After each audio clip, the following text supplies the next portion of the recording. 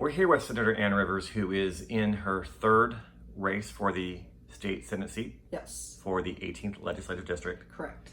Now, you're under a lot of criticism right now from members of your own party and other people in the community about your vote 6 years ago for this gas tax. And can you walk us through the rationale behind that vote? Many people say it's un-Republican. Some people say it's not conservative. You're not conservative enough on that. And you continue to get a lot of criticism. I would say even quite a bit of a pounding for that. Walk us through what happened with that vote. So at the time that that vote was taken, I was the majority whip. And as majority whip, it was my job to be the number one vote counter. So I knew that that package was going to pass because I had counted the votes.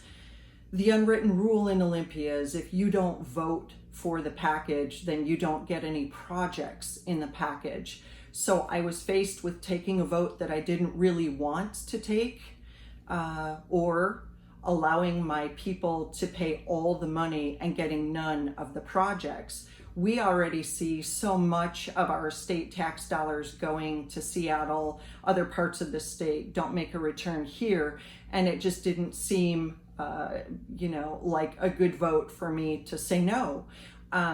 What I ultimately had to do to move myself beyond the vote itself was to make a business decision.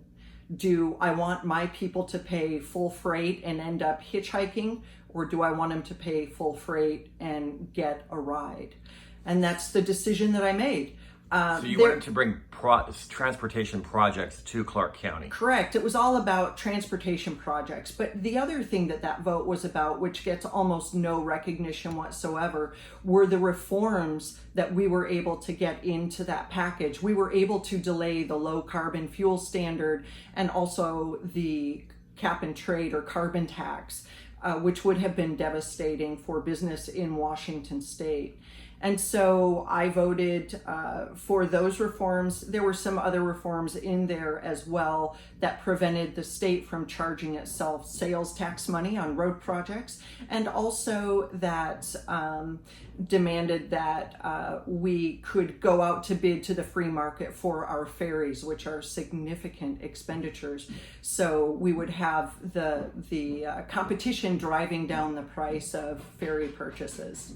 Okay. So Clark County, and especially here in Camas, has a lot of new residents over the last 6 years. They may not know what that gas tax did to our tax bill. Can you explain how much it increased the bill and what benefit did the Clark County voter get from that tax?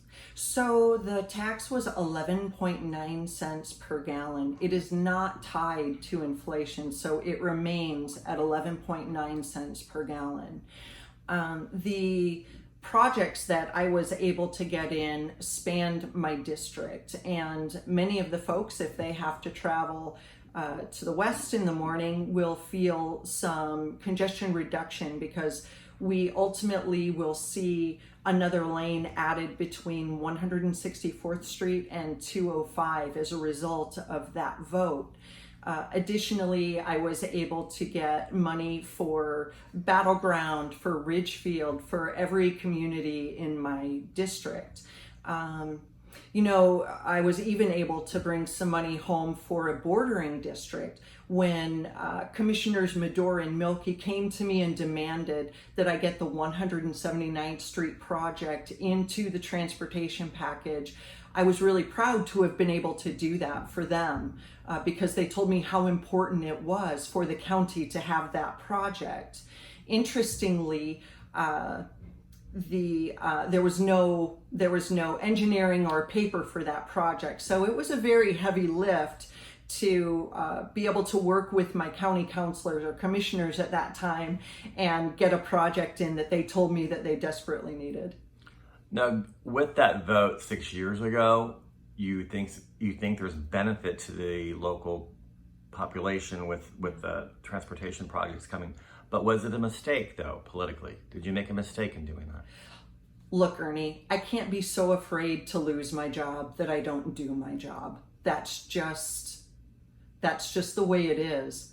But here's what I know about the people of my district. When they see value and they see all the people that were put to work because of all the projects that I brought home to my district. They may not like to pay more taxes, but they get it and they want good roads. And so, no, I don't think it was a mistake. Were you pressured to not vote for it? Oh, well, yeah. After I got the 179th Street interchange into the package, one of David Madore and Tom Milkey's policy people came to me and demanded that I vote no now that I got it in. But here's the sad reality. If I had voted no, that package or that project would have been taken out of the package. So And we still would have had the tax. oh, we still would have had the tax, but we wouldn't have had the projects that I had been able to get in. Now, based on the numbers in Olympia at that time, would that gas tax have passed with or without your vote? Oh, it was that I had counted the votes. That package was going through with or without me. And the reason you voted for it was because of the rules of the Senate, that if you're not in, you don't get a benefit? Is that what you're telling me? I voted for that package because if I voted no, we would have gotten none of the projects, but we would have gotten all of the taxes.